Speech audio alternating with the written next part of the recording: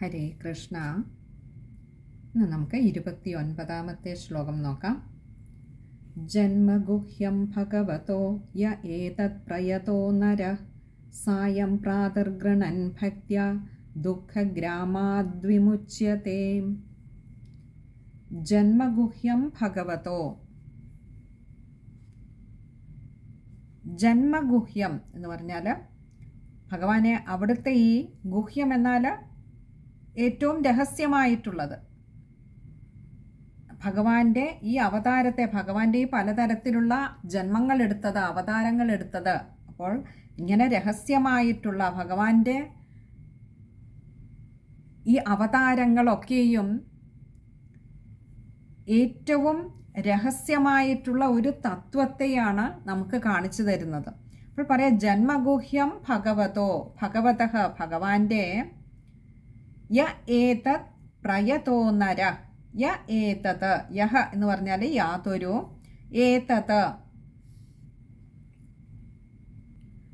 ഈ, പ്രയതഃ എന്ന് പറഞ്ഞാൽ അത്യന്തം ശുദ്ധമായിട്ടുള്ള, ശുചിയായിട്ടുള്ള, നരഹ മനുഷ്യൻ.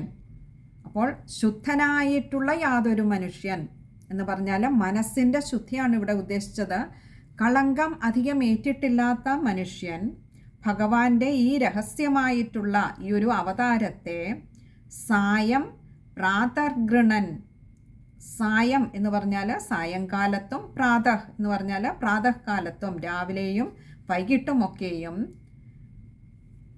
ഗൃണൻ എന്ന് പറഞ്ഞാൽ കീർത്തിക്കുക, ഭഗവാന്റെ ഈ അവതാരങ്ങളെയൊക്കെ കീർത്തിക്കുക, സ്തുതിക്കുക. യാതൊരാളാണോ അങ്ങനെ ശുദ്ധമായ മനസ്സോടുകൂടി മനസ്സർപ്പിച്ച് ഭഗവാന്റെ ഈ രഹസ്യമായിട്ടുള്ള, അത്യന്തം രഹസ്യമായിട്ടുള്ള ഈ അവതാരങ്ങളെക്കുറിച്ചൊക്കെ ഭഗവാനെ അതിനെക്കുറിച്ച് നന്നായി സ്തുതിക്കുന്നത്. ഭക്ത്യ ദുഃഖഗ്രാമാദ്വിമുച്യതേ. ഭക്ത്യ എങ്ങനെ വേണം ഭഗവാനെ സ്തുതിക്കുവാൻ? ഭക്തിയ ഭക്തിയോടുകൂടി ആരാണോ സ്തുതിക്കുന്നത്, ദുഃഖഗ്രാമാദ്വിമുച്യതേ, ആള് ദുഃഖഗ്രാമാത്, ദുഃഖങ്ങളുടെ ഒരു ഗ്രാമം എന്ന് പറഞ്ഞാൽ സമൂഹത്തിൽ നിന്നും വിമുച്യതേ മോചിപ്പിക്കപ്പെടുന്നു.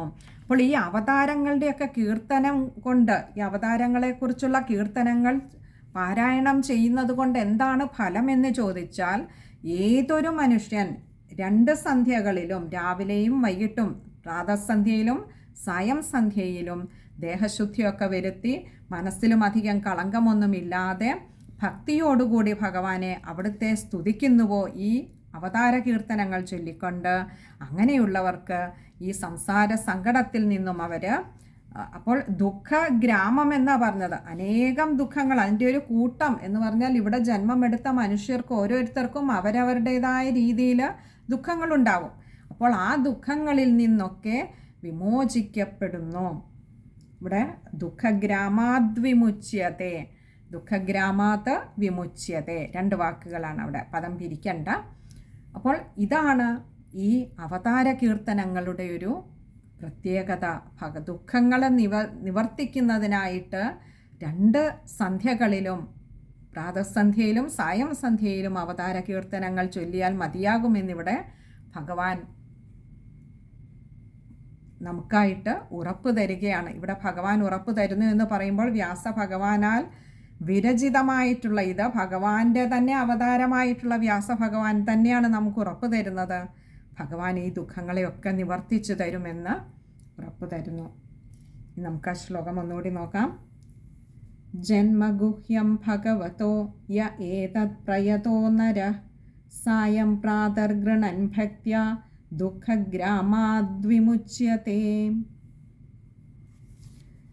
ശ്ലോകം വായിക്കുമ്പോൾ ശ്രദ്ധിക്കേണ്ട കാര്യങ്ങൾ, നരഹ് എന്ന് പറയുന്നിടത്തൊരു വിസർഗമുണ്ട്, പകുതി ഹകാരത്തിൽ വായിക്കുക. പിന്നെ അടുത്തത് ദുഃഖഗ്രാമാദ്വിമുച്യതേ, അവിടെ പദം പിരിക്കാതെ തന്നെ കഴിയുന്നതും അത് ദ്വി എന്ന് തന്നെ വായിക്കാൻ ശ്രമിക്കുക. ദുഃഖഗ്രാമാദ്വിമുച്യതേ. ഇനി അടുത്തത് 30ാമത്തെ ശ്ലോകമാണ്. ഏതദ്രൂപം ഭഗവതോ ഹ്യരൂപസ്യ ചിദാത്മനഃ മായാഗുണൈർവിരചിതം മഹദാദിഭിരാത്മനി. ഏതദ്രൂപം ഭഗവതോ, ഏതത് രൂപം, ഇങ്ങനെ രണ്ട് വാക്കുകൾ ചേരുന്നതാണ് ഏതദ് രൂപം. ഏതത് എന്ന് പറഞ്ഞാൽ ഈ രൂപം. ഈ രൂപം ഭഗവതഃ ഭഗവാന്റെ ഹ്യരൂപസ്യ, ഹി അരൂപസ്യാണ്, ഹ്യരൂപസ്യ. ഹി എന്ന് പറഞ്ഞാൽ അവിടെ ഒരു ഉറപ്പായിട്ട് പറയുകയാണ്. അരൂപസ്യ എന്ന് പറഞ്ഞാൽ രൂപമില്ലാത്തവനായിട്ടുള്ള ചിദാത്മനഃ ചിത്തമാകുന്ന സ്വരൂപത്തോടു കൂടിയവനുമായ. അപ്പോൾ രൂപമില്ലാത്തവനും ചിത്താകുന്ന സ്വരൂപത്തോടു കൂടിയവൻ എന്ന് പറഞ്ഞാൽ നമ്മുടെയൊക്കെ ഉള്ളിൻ്റെ ഉള്ളിൽ നമുക്കത് എത്ര ഉള്ളിലേക്ക് പോകണമെന്നറിയില്ല. അത്ര ഉള്ളിൽ നമുക്ക് കാണാൻ കഴിയാത്ത, രൂപമില്ലാത്തതായിട്ടുള്ള, എന്നാൽ നമ്മളെ നമ്മളാക്കി നിലനിർത്തുന്ന, പ്രാണനെ വർത്തിക്കാൻ ഉതകുന്ന ശക്തിയായി വർത്തിക്കുന്ന ആ ഭഗവാന്റെ മായാഗുണൈർവിരചിതം. മായാഗുണൈ എന്ന് പറഞ്ഞാൽ മായാഗുണങ്ങളായിരിക്കുന്ന, വിരചിതം എന്ന് പറഞ്ഞാൽ അങ്ങനെ കൽപ്പിക്കപ്പെട്ടവയാകുന്നു. എന്താ? മഹദാദിഭിരാത്മനി. മഹദാദിഭിഹി ആത്മനി. രണ്ട് വാക്കുകളാണ് അവിടെയുള്ളത്. മഹദാദിഭി എന്ന് പറഞ്ഞാൽ മഹത്തത്വം ആദിയായിട്ടുള്ള, ആത്മനി എന്ന് പറഞ്ഞാൽ ആത്മാവിൽ.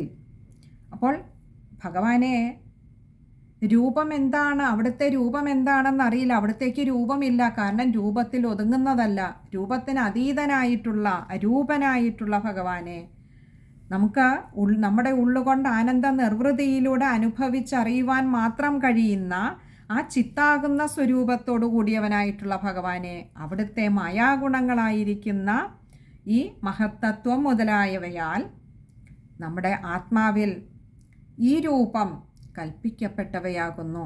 അതായത് നമ്മുടെ ഉള്ളിൽ ഈ രൂപത്തെ നമുക്ക് ഭഗവാൻ എന്ന് പറയുമ്പോൾ തന്നെ നമുക്ക് ഈ രൂപം അറിയാതെ ഉള്ളിൽ പതിഞ്ഞു പോകുന്നുണ്ട്, വന്നു പോകുന്നുണ്ട്. നമ്മുടെ കണ്ണിൽ, നമ്മുടെ കാതുകളിൽ, നമ്മുടെ മനസ്സിൽ, നമ്മുടെ ആനന്ദത്തിൽ ഒക്കെ നിറഞ്ഞു നിൽക്കുന്നത് ഈ രൂപമാണ്. സത്യത്തിൽ ഭഗവാന് രൂപമുണ്ടോ? അല്ലെങ്കിൽ ഏതാണ് ഭഗവാൻ? അനേകം അവതാരങ്ങൾ എടുത്തുവല്ലോ, ഏതാണ് രൂപം എന്ന് ചോദിച്ചാൽ പറയുക വയ്യ.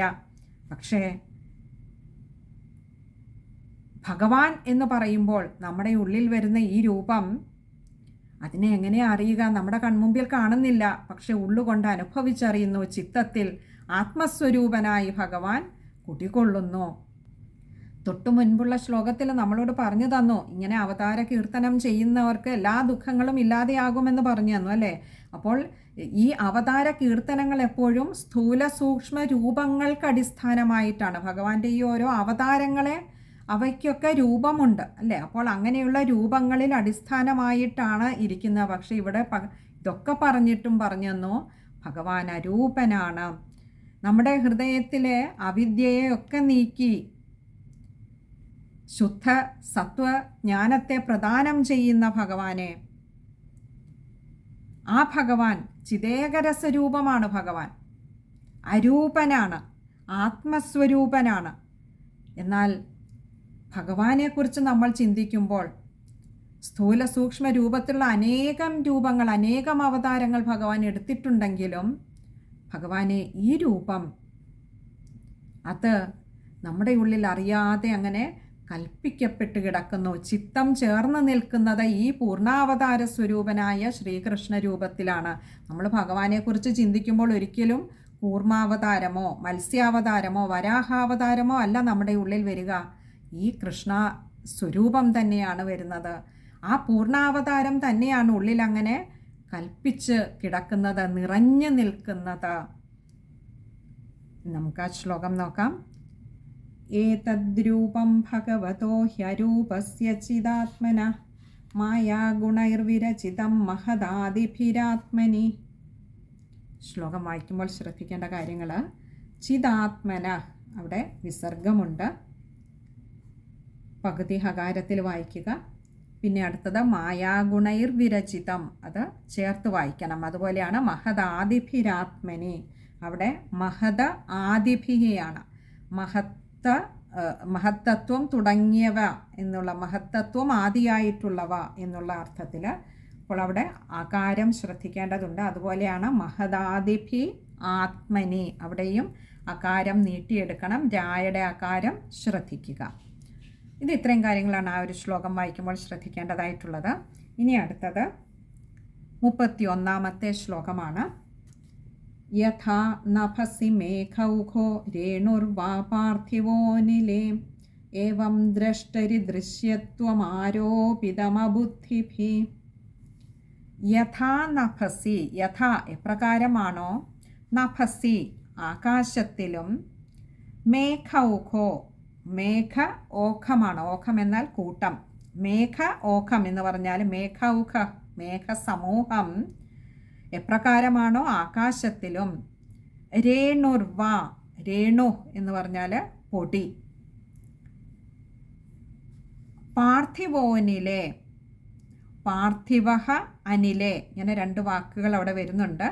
പാർത്ഥിവ എന്ന് പറഞ്ഞാൽ പൃഥ്വി ഭൂമിയിൽ നിന്നുമുണ്ടായ പൊടി, അനിലെ എന്ന് പറഞ്ഞാൽ വായുവിലും, ഏവം ദ്രഷ്ടരി ദൃശ്യത്വം, ഏവം ഇപ്രകാരം, അപ്പോൾ എപ്രകാരമാണോ ആകാശത്തിലും മേഘസമൂഹം ആകാശത്തിലും അതുപോലെ ഈ ഭൂമിയിൽ നിന്നും ഉയർന്നു പൊങ്ങുന്നതായിട്ടുള്ള ആ പൊടി വായുവിലും ഏതുവിധമാണോ അത് ഇഴചേർന്ന് നിൽക്കുന്നത്, ഏവം ദ്രഷ്ടരി, ഏവം എപ്രകാരമാണോ ദ്രഷ്ടരി ദ്രഷ്ടാവിൽ, ദൃശ്യത്വം ആരോപിതമബുദ്ധിഭി, അതായത് കാണുന്ന ഒരാളിൽ ആകാശവും മേഘവും രണ്ടായി തോന്നുന്നില്ല, ആകാശത്തോട് ഇഴുകിച്ചേർന്ന് നിൽക്കുന്ന ഒന്നായിട്ട് മേഘത്തെ കാണുന്നത് പോലെ ഈ വായുവിൽ നിറഞ്ഞു നിൽക്കുന്ന പൊടി അത് ഭൂമിയിൽ നിന്നും ഉയർന്നാണ്, പക്ഷെ അതും വായുവും രണ്ടായി കാണാത്തതുപോലെ അതൊന്നായി കാണുന്നത് പോലെ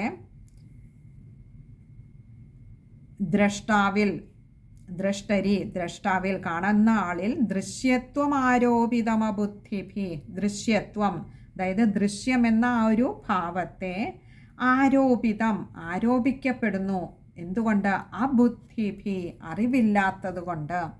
അതായത് ഏതു വിധത്തിലാണ് ഈ ശരീരവും നമ്മുടെ ഉള്ളിൽ കുടികൊള്ളുന്ന ആത്മചൈതന്യവും രണ്ടായി നമുക്ക് കാണപ്പെടുന്നത് അല്ലെങ്കിൽ നമുക്ക് തോന്നുന്നത്, എന്നാൽ അത് പ്രത്യക്ഷത്തിൽ തോന്നുന്നുമില്ല, ഇത് ഞാൻ തന്നെയാണ് എന്ന് നമുക്ക് തോന്നുന്നത്, നമ്മുടെ ഉള്ളിലെ ഞാനെന്ന പരമമായ സത്യത്തെ തിരിച്ചറിയാതെ അത് ഈ ദേഹമാകുന്ന ഞാനെന്ന് തെറ്റിദ്ധരിച്ച് അവിദ്യ കൊണ്ട് വലയുകയാണ് നമ്മൾ. അവിദ്യയാൽ ആരോപിക്കപ്പെടുകയാണ് ഈ ശരീരത്തെ ശരീരമാക്കി നിലനിർത്തുന്ന ആത്മചൈതന്യം. അത് ഭഗവാനാണ് എന്നറിയുന്നില്ല.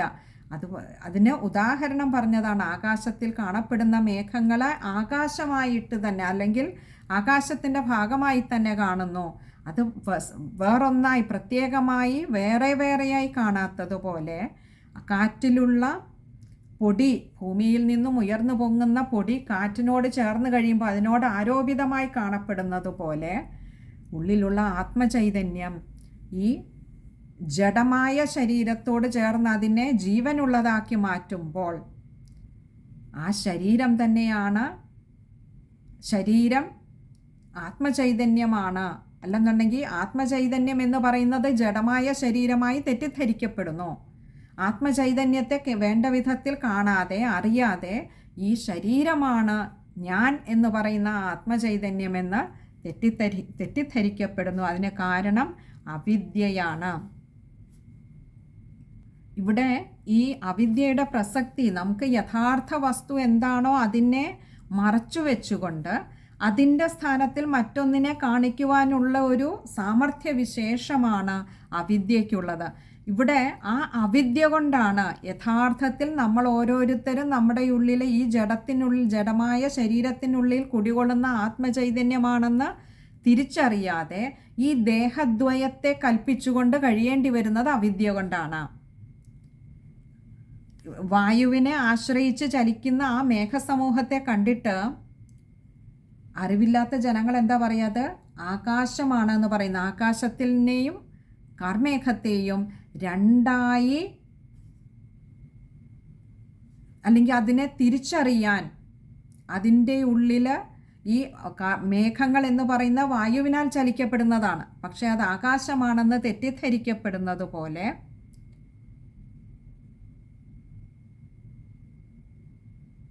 അതുപോലെ തന്നെ ഈ പൊടിപടലങ്ങളാണെങ്കിലും അത് ഭൂമിയിൽ നിന്നും ഉയർന്നു പൊങ്ങുന്നതാണ്. പക്ഷെ നമ്മൾ കാണുമ്പോൾ അത് വായുവിനോട് ചേർന്നിരിക്കുന്നതായി തോന്നുമ്പോൾ അതും വായുവിൻ്റെ ഭാഗമാണ്, വായുവാണെന്ന് തെറ്റിദ്ധരിക്കുന്നത് പോലെ സത്യത്തിൽ ദേഹത്തിൽ നിന്നും ഭിന്നമായി ഉള്ളിൽ കുടികൊള്ളുന്ന ആത്മചൈതന്യം ഉള്ളതുകൊണ്ട് ദേഹം നിലനിൽക്കുകയാണെന്നറിയാതെ ഈ ദേഹമാണ് ഞാനെന്ന അഭിമാനം കൊണ്ട്, അതേസമയം തൻ്റെ ഉള്ളിൽ ആ യഥാർത്ഥമായിട്ടുള്ള പരമസത്യത്തെ, ആ പൊരുളിനെ കാണാതെ അവിവേകത്താൽ നമ്മളൊക്കെ കഴിച്ചു കൂട്ടുകയാണ് ചെയ്യുന്നത്. ഇനി നമുക്ക് ആ ശ്ലോകം ഒന്നുകൂടി നോക്കാം. യഥാ നഭസി മേഘൗഘോ രേണുർവാ പാർത്ഥിവോനിലേ ഏവം ദ്രഷ്ടരി ദൃശ്യത്വമാരോപിതമബുദ്ധിഭി. ശ്ലോകം വായിക്കുമ്പോൾ ശ്രദ്ധിക്കേണ്ട കാര്യങ്ങൾ: പാർത്ഥിവോനിലെ, അവിടെ വിശ്ലേഷണമുണ്ട്, ഒകാരം നീട്ടിയെടുക്കുക. അതുപോലെ ദൃശ്യത്വം ആരോപിതമബുദ്ധിഭി, അവിടെ ദൃശ്യത്വം ആരോപിതം അബുദ്ധിഭി. അപ്പോൾ രണ്ടുമായി വരുന്നുണ്ട്, അവിടെ രണ്ട് മായ്ക്കും അകാരം കൊടുത്ത് വായിക്കുവാൻ ശ്രമിക്കുക. അതുപോലെ ബുദ്ധിഭി, അവിടെ വിസർഗമുണ്ട്, പകുതി ഹകാരത്തിൽ വായിക്കുക. ഇനി അടുത്തത് 32ാമത്തെ ശ്ലോകമാണ്. അത് നമുക്ക് ഭഗവാൻ അനുഗ്രഹിച്ചാൽ അടുത്ത സത്സംഗത്തിൽ കാണാമെന്ന് കരുതുന്നു. ഹരേ കൃഷ്ണ.